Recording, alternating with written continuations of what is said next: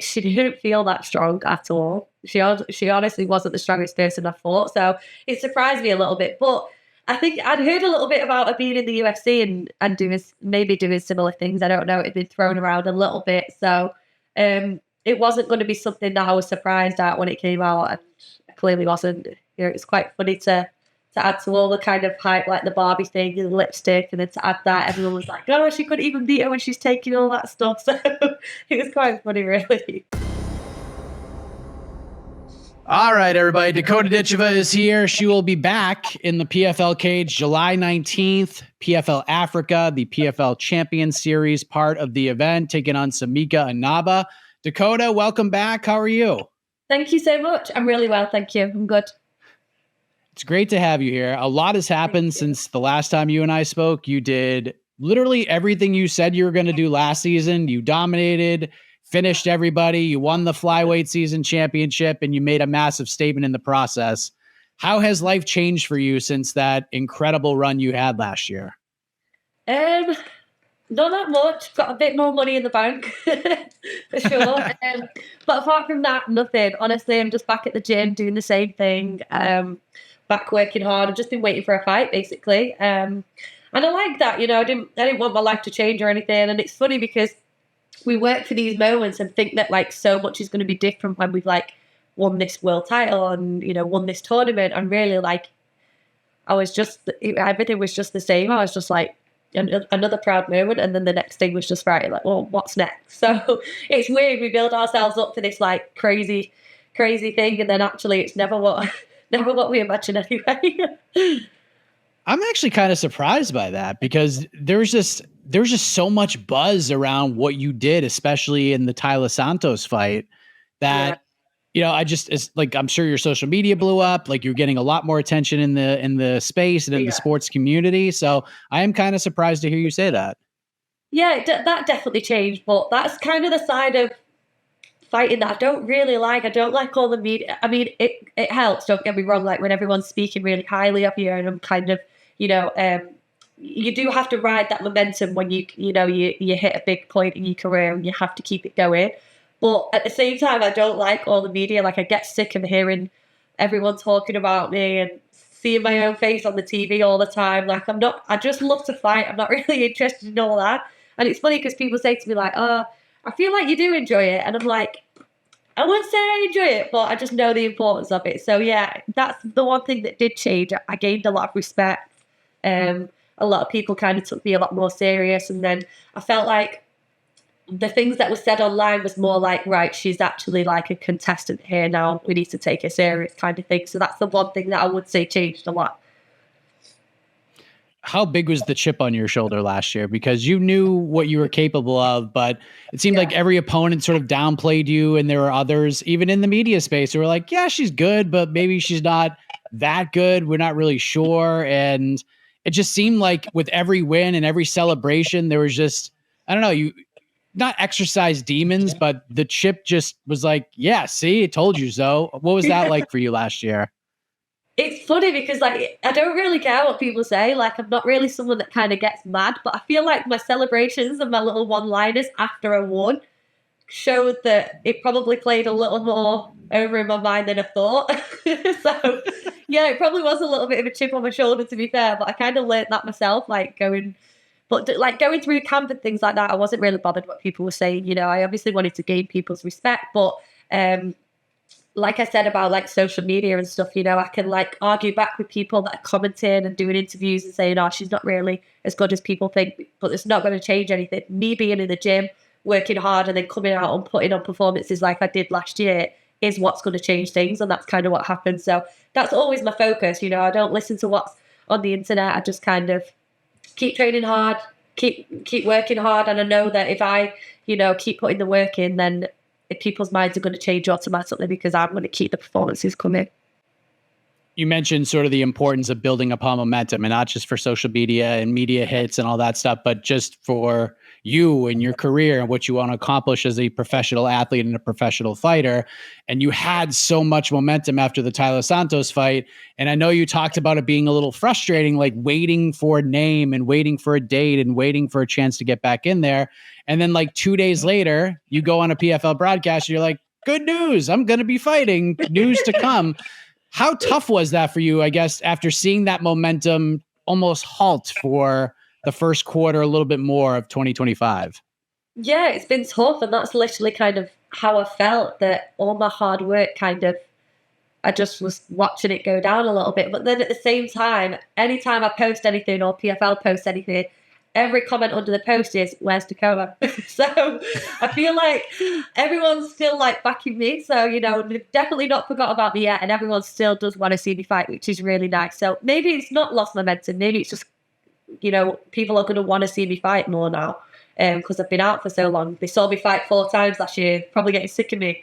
Now they've had to wait a little bit. So I'm trying to see the good side of it. But yeah, momentum-wise, when we go back to that sponsorship and, being in the headlines, and that was the first interview that I did with MMA Junkie the other week before that announcement.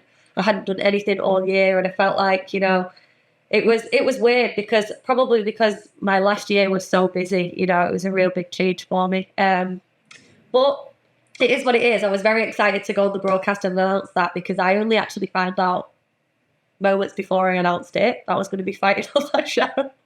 So it wasn't like something that I'd known for a while. So I was just as excited as everyone else when it got announced, because I'd literally just found out myself as well. Yeah, it's funny you say that, because like I say this about fighters all the time, especially with the UFC, and Israel Adesanya comes to mind. Like guys like Colby Covington have come to mind, where at least from a fan perspective, this isn't just me talking, this is just what I noticed. Like fans can't miss you if you don't leave.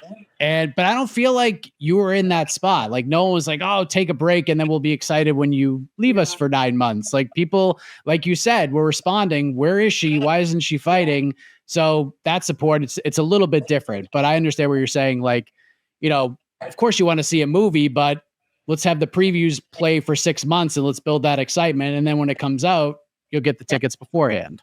Yeah, I suppose you're going to see both sides, haven't you? But I would have preferred to have been fighting and everyone keep watching me, if I'm going to be honest. So, but we don't, I'm one of them people that just rolls with the journey. Like I've put a few comments out there saying, just trust the timing of what's happening. It's really disappointing that I haven't fought all year, but it's meant to be, clearly. So I'm just kind of rolling with it. And I get to go to South Africa now, which I've never been to before. And this sport just keeps surprising me with things like that. So I've got to see the good side of things.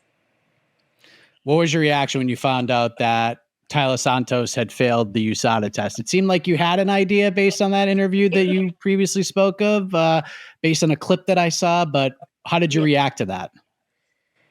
I wasn't too surprised, to be honest. And I wasn't really too bothered either, because she didn't feel that strong at all. She honestly wasn't the strongest person I fought. So it surprised me a little bit. But I think I'd heard a little bit about her being in the UFC and doing similar things. I don't know. It'd been thrown around a little bit. So it wasn't going to be something that I was surprised at when it came out. And it clearly wasn't.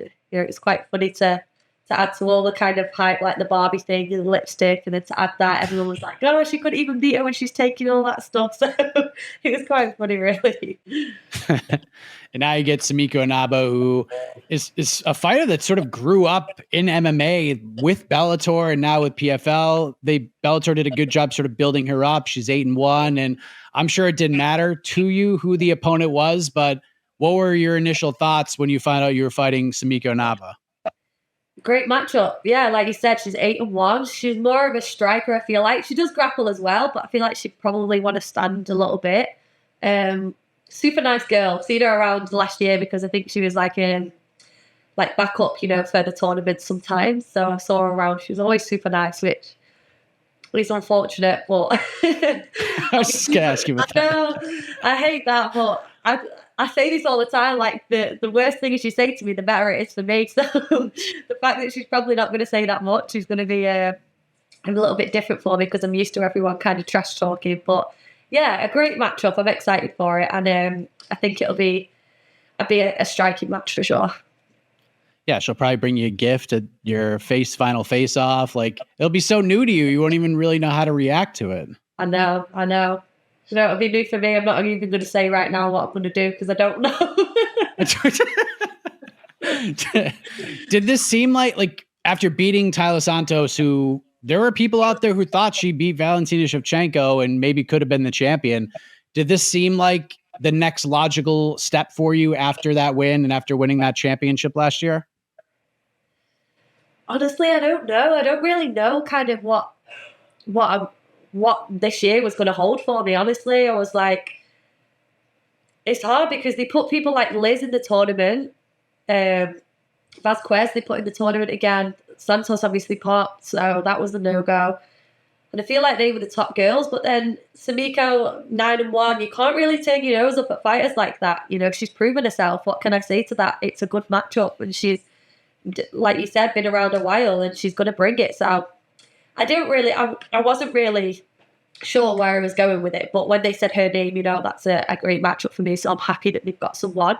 And then looking at the tournament now as well, like there's a few kind of underdogs in there that have come out on top recently. So it looks like things will start picking up, and hopefully I'll have a few more good matches lined up as well for the rest of the year.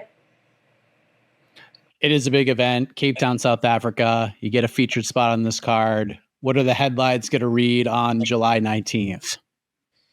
Another stoppage for Dakota. For sure. She's back. We missed her for sure. No, I'm excited. I'm excited to get back in and just so I need to be out there again. You know, I want to perform for people that I feel like they want to see me from what I'm reading online. So I'm excited to be back out there. I'm just gutted that it's not a little bit closer for everyone to come watch, but new audience, more fans. Let's do it. A few last things I want to ask you about. One, Kayla Harrison, your teammate over at American Top Team, she accomplished what she just accomplished, a major deal. How did you react to that? And what did that mean to you and to the rest of the team to see her walk in the gym and add another belt to that just massive display of belts you guys have in there? Yeah, it's crazy. I've actually got goosebumps when you think about it. Like her journey through MMA has been, or just through martial arts sport has been crazy. Like after she won out, there was loads of things online. I was just reading it all because, like, for me, a journey like that, you know, Olympic gold medalist, comes to PFL, cleans everyone out there, goes to UFC, cleans everyone out there. Within 2-3 fights, she's got the UFC belt. Like, just that journey that she's been on is absolutely crazy. The weight cuts, the dedication she's got to training. Like, when she's saying in these interviews, you know, she's not missed a day running or biking or like, that girl is in the gym every morning, every afternoon, and between them sessions, she's walking or she's running. Like, she's the hardest worker in that gym. So to have someone like that around us and set such an example like that for us girls in the gym is like second to none. That's why we're the best gym in the world, because we've got examples like that around us. You know, how can we not be inspired and want to keep working hard when we see people like Kayla Harrison doing that? PFL's in a very interesting spot right now because it's almost like they're looking for faces of the organization. I think a lot of people feel like you are one of them and Paul Hughes is one of them. And you came from sort of a smaller part of the promotion now to the bigger stage. And now there's a gentleman by the name of Thad Jean who is making a lot of noise. And he mentioned you by name after his knockout win, and, you know, shot is shot, and I guess respect to him. But now he just goes out and he beats Jason Jackson. And he told me, you know, being a top 15 fighter in the world, maybe it gives me the chance to be one of the faces of the company. So what has been your reaction to a guy like Thad Jean, who's kind of going up the same promotional run and ladder that you're going up, and kind of seeing his star potential in the organization? Yeah, we need people like that. You know, the organizations need stars like that. I mean, not just PFL, but like you see it in other organizations. They're missing their kind of personalities. It's not just about the fighting these days. It's an entertainment industry, and we're learning that more and more. Every single show, every single day, the fans, they want entertaining characters, and I feel like that's what's going to set people apart. You know, the ones that trash talk a little bit, but are still respectful, and, you know, still can bring a little bit of excitement. And you know, we've seen that with Kayla, like what she's done. You know, her personality, she's still really respectful, but like she's gained a lot of followers and a lot of fans from being very real. And I feel like that's what we need, the personality. So the way he's going about things is really good because he's not taking it too far, but he's obviously caught a lot of people's attention. So good for him. One last question. Yes, absolutely. Don't tell me out on the mic and do that again. Oh yeah, he's a funny character. I talked about that last week. But last thing I want to ask you about, we talked about Kayla and being one of your teammates, but obviously there's another mainstay at ATT, Dustin Poirier is about to compete for the final time next month. And I've asked so many fighters from every organization about him. And, I asked Kayla about him, and she talked about some specific moments where Dustin really helped her out without even really saying much. And just watching Dustin win a title really motivated her. So I'm curious, as Dustin gets ready to make the walk for the final time, do you have a story, a favorite moment in the gym, a favorite fight of Dustin Poirier's that stands out to you?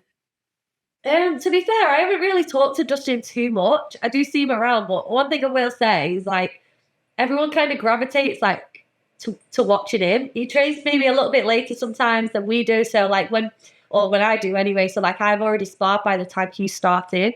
And I feel like quite a lot of people will just kind of gravitate towards where he is and want to watch him because just the way he moves, the athlete that he is, he's just very natural. You can just see the experience that we were watching. My brother's over here now because he always comes and helps me at the end of my camp. And when I'd finished sparring the other day, we were both kind of just watching him. We were just you can just see he's just done this forever. The way he moves, the way he spars, it's just different. It's just on a different level. So I haven't really spoke to him too much personally, but I definitely do watch a lot of his training when he's in and working with Mike Brown, and he can just see the levels for sure. I'm excited. I'm gutted that it's going to be his last one. I hope he says it's his last one and then comes back again and does another one. It is MMA. It is very possible. Exactly. Everyone says they're going to retire and then they come back, right? So hopefully he does that again. Yeah, that's usually what happens. But a lot of people are kind of comparing you to Dustin Poirier as well. And I think that's about as good of a compliment as you can get in this sport right now. And we'll see you back in there July 19th, PFL Champion Series against Samiko Naba. Thank you so much. Great catching up with you, Dakota. All the best to you for the rest of this fight camp and in the fight itself. Thank you so much.